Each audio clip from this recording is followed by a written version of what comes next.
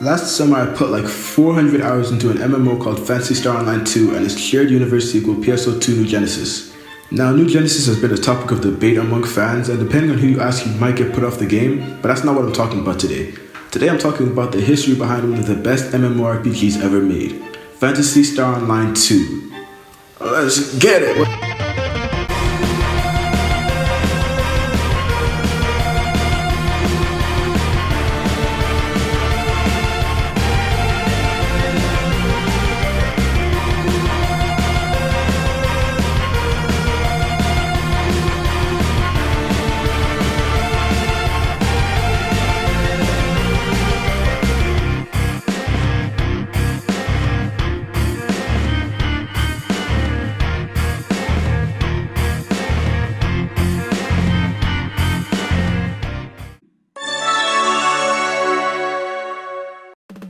So before I get started, you may have noticed that PSO2 has a 2 in front of it, implying that it's a sequel.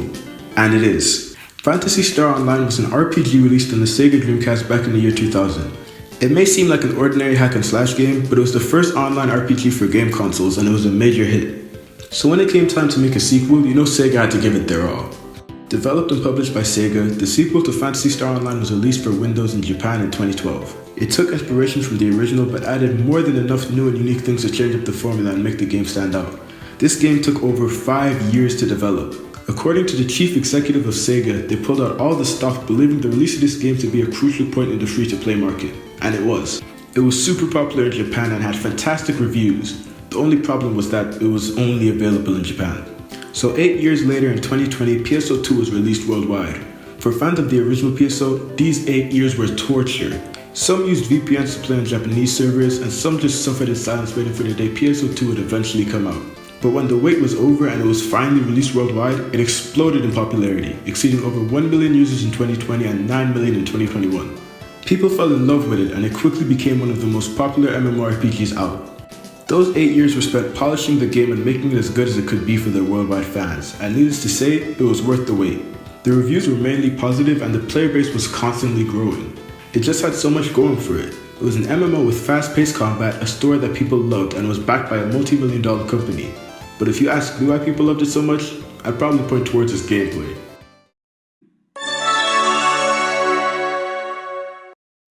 So first and foremost, PSO2 is a hub MMO. This means that instead of having an open world, you instead have multiple smaller areas that you can travel to via your hub world, which in this case would be the Ark ship. Now some people might see this as a downside, but I think PSO2 uses this to its advantage. There's a fuck ton of areas to explore with different creatures, resources, and weapon drops. There's too much stuff to do in this game. Whether you want to party up with some friends or play by yourself, you'll have an endless amount of shit to do. I've put about 400 hours into this game and I'm still nowhere done with it. But before I talk about what you do in the game, I think I should first talk about the combat. It is what you're going to be doing for a lot of the game, so... And since this is an MMO, let's start by going over this game's 13 classes. So first off, you have the Hunter. They specialize in mid to close range combat and have an even balance in attack and defense. They use swords, wired lances, and partisans. The Fighter, while similar to the Hunter, is instead extremely close range. It swaps the Hunter's defense for damage using fast, heavy-hitting attacks. This class uses Knuckles, Twin Daggers, and the Double Saber. Next up are the two ranged classes, Ranger and Gunner. The Ranger uses assault rifles and launchers, whereas the Gunner uses assault rifles and twin machine guns. The Ranger is long to mid-range, using traps and high-damage long-range shots, whereas the Gunner uses his TMGs to fight at close range and uses its speed to its advantage. Your two magic classes would be the Force and the Tector. The Force has high technique attack and defense, but has low HP and attack. Your techniques are magic spells for people that don't know. Get tapped in, nigga. Yeah. Force uses rods and tallies. The Tector is basically a force, but instead focuses on support and has stronger melee damage, but in return, their techniques aren't as powerful. The Tectors use wands and tallies. The Braver class, which was my main, has decent range and melee attack, but the unique use of the two is what makes it different. Bravers use katanas and bows, and they're better than everything else. Bouncers are also able to use techniques, but unlike Force or Tectors, they use it to increase the power of their jet boots. They're fast as fuck and use their multi-hit weapons to inflict lots of damage. They use jet boots and soaring blades. Summoners might be one of the most interesting and coolest classes in PSO2. They're kinda like having a Pokemon basically. They use their pets to attack and defend themselves. Their gameplay style can change depending on the pet they have, but to this day I haven't really met a good summoner. Those were the 9 main classes in PSO2, but once you get 2 of those 9 classes to level 75, you unlock the 4 Scion classes: Hero, Phantom, Atoil, and Luster. I basically see these as mixed up and evolved versions of the other classes, but all you need to know is that these classes are crazy fun, and getting those 2 classes to 75 is most definitely worth it, even though it'll take a fuck ton of time, trust me. Actually, doing that will ruin your life, bro. It ruins my life. Anyway, let's get into them. The hero is basically a mix of the hunter, force, and gunner. They have an even balance in melee attack, tech attack, and range attack, as well as having the ability to switch between them on the fly. The hero uses swords, tallies, and twin machine guns.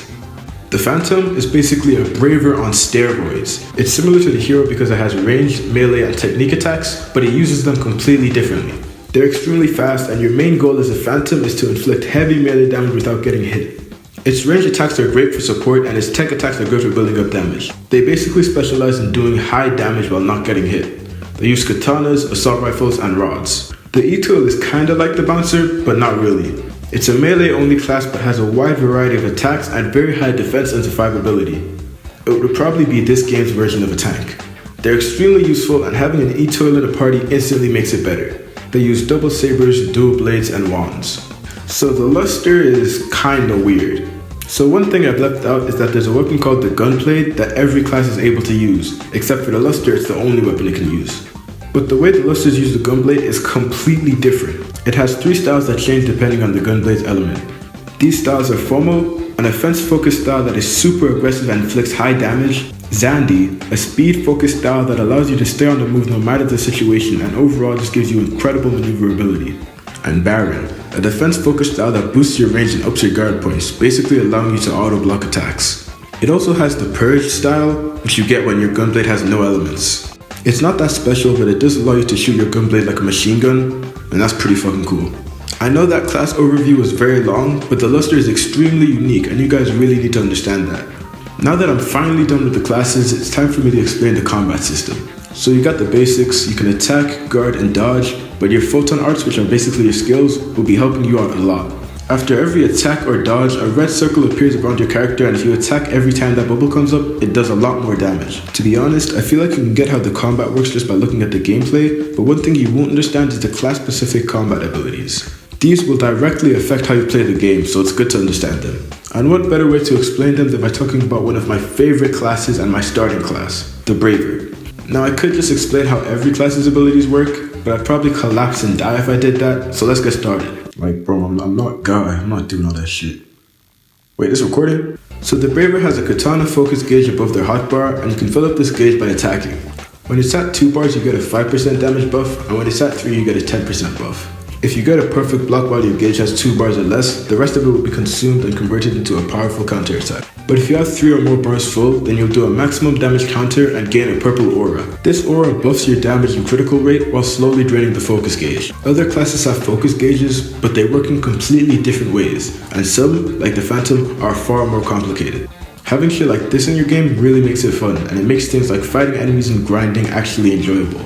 It adds a level of skill and progression which is necessary in a game like this. So that's all for the combat. Now let's talk about what you're actually going to be doing in this game. Phantasy Star Online 2 basically revolves around quests. They take place on different planets, and some areas might change depending on your objective. You're not able to return to the Ark ship while doing a quest. Instead, your party will have a camp ship which will serve as your base of operations. There's lots of gameplay modes and quests that will be unlocked once you get to a certain level, like divide quests or extreme quests. There's a PvP mode where you can team up and fight against other players, and there's even a challenge mode where you can start from scratch and last as long as you can against stronger enemies with limited resources. While the game is an open world, you can still go to planets and explore them / grind for EXP, materials, and certain weapons. A couple times a day you'll get an urgent quest where you team up with 11 other players to go through a long quest with a boss that drops very good loot. To end the gameplay section, I'll just talk about the customization. When I downloaded PSO2 for the first time, my first hour or so was spent making my character. The amount of body types, hair types, and features, it's crazy how unique you can make your character look. This mixed with the amount of costumes and pieces of clothing you can get just makes creating your character fun as fuck. But since we're on the topic of clothes,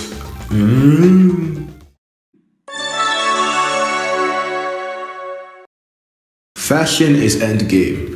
If you play PSO2, then that's a phrase you probably know by now, and it's pretty valid. Phantasy Star Online 2 has a thriving economy. Almost every item in PSO2 is sellable.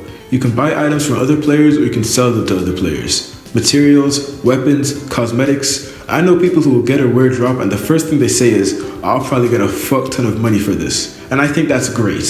The in-game marketplace really is fantastic, and if you started off as a free-to-play player like me, then this will be your main source of cosmetics and weapon skins. So there is a season pass and scratch card system, but it really isn't that bad at all. Free-to-play players get more than enough free pulls to get good skins and cosmetics. This game is extremely friendly to free-to-play players. And considering the fact I put 400 hours into this without spending a single dime, should show you how good it is. As soon as I see a scratch item I like, I go to the marketplace and start looking for the prices. It's a really cool alternative to spending real life money, and I'm glad that the player base actually uses it. One of the best feelings I've gotten from this game is selling an item I didn't need and getting millions for it. The in-game economy is bussin'.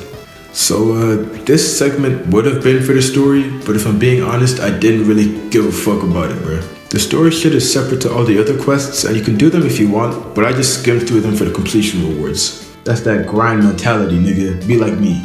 A lot of players do actually enjoy the game's story, but me personally, I enjoyed the actual gameplay rather than the plot and characters. But that's just me.